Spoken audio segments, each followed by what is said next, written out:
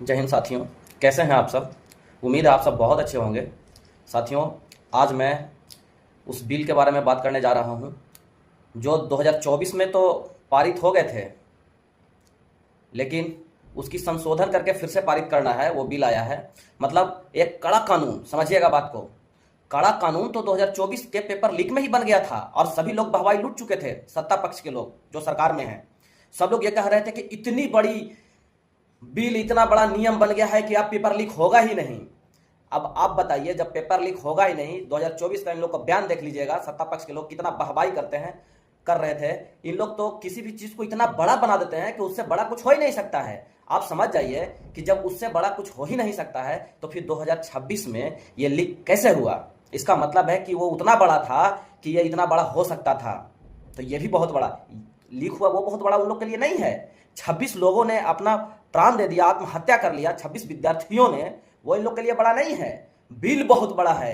Fast track court जो ला रहे हैं इन लोग, वो बहुत बड़ा है। और ये सब चीज पहले हो चुका था 2024 में, और फिर से जब लीक हो फिर से वो फास्ट ट्रैक कोर्ट का नाम दे दो। फिर से तुम बहुत बड़ा बिल है, अधिनियम पढ़ा ही नहीं किसी ने। देखिएगा, ये जो किरण रिजिजू हैं, ये अपना वाणिज्य उद्योग मंत्री हैं, केंद्रीय मंत्री, कॉमर्स एंड इंडस्ट्री मिनिस्टर। समझ जाइएगा इनके बातों से कि कैसे ये विवेचना कर रहे हैं विपक्षों का। देखिए इस वीडियो में, सुनिए। माननीय मंत्री जी कुछ कहना चाहते। माननीय मंत्री जी। माननीय अध्यक्ष महोदय, अभी तक हमने 2 बजे से डिबेट शुरू की है। ये बिल बड़ा गंभीर विषय के ऊपर है, लेकिन विपक्ष के इतने माननीय सांसदों ने इस विषय पर चर्चा की, एक भी वक्ता अभी तक बिल की गंभीरता पे, बिल के विषय पर एक शब्द नहीं बोला। सबके सब पूरी तरीके से विषयहीन है।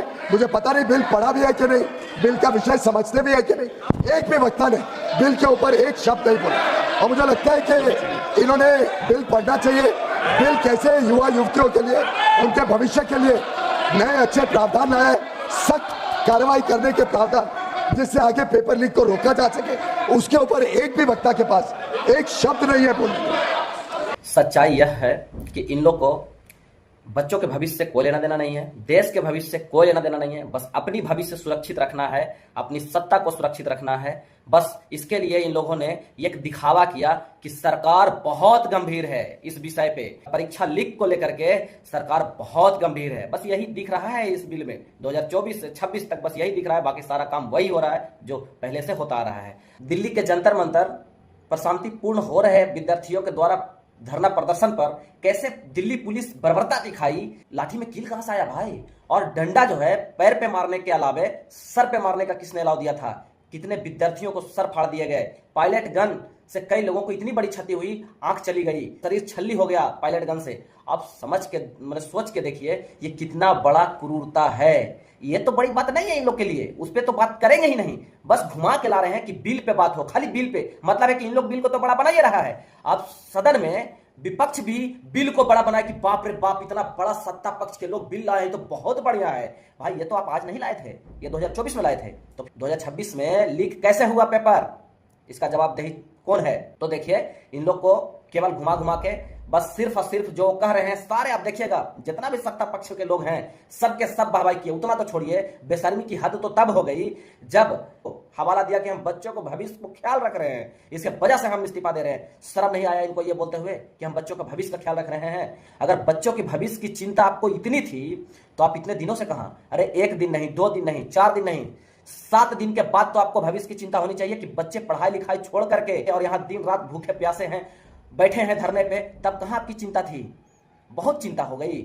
और उतना तो छोड़िए, जब विद्यार्थियों ने 1 महीना तक बैठा रहा भूखे प्यासे, जैसे तैसे खाना खाया, कई लोग धरना पे रहे, अनशन पे रहे, उसके बाद इन्होंने लाठियां बरसाई। क्या बच गया था इनकी क्रूरता के लिए? अरे भाई, उसमें पुलिस के नाम पे औरों लोग थे जिन्होंने लाठियां बरसाया। पुलिस के साथ मिलकर गंदे तरीके से बर्बरता अपनाया इन लोगों ने। इन लोगों ने आंसू गैस के गोले इस तरीके से छोड़ा, जितने देखे गए अधिकांश आंसू के गोले एक्सपायर थे। कोई 2017 में एक्सपायरी था, किसी का 2025 में एक्सपायरी था, और वो बताइए 20 जुलाई को इन लोगों ने उसका इस्तेमाल किया। तो ये क्रूरता नहीं है क्या? और पायलट गन का भी इस्तेमाल हुआ है, लेकिन इन लोग नकार दे रहा है। अब भाई पुष्टि कौन करेगा? तो पुलिस का कमांडर करेगा, पुलिस का कप्तान करेगा।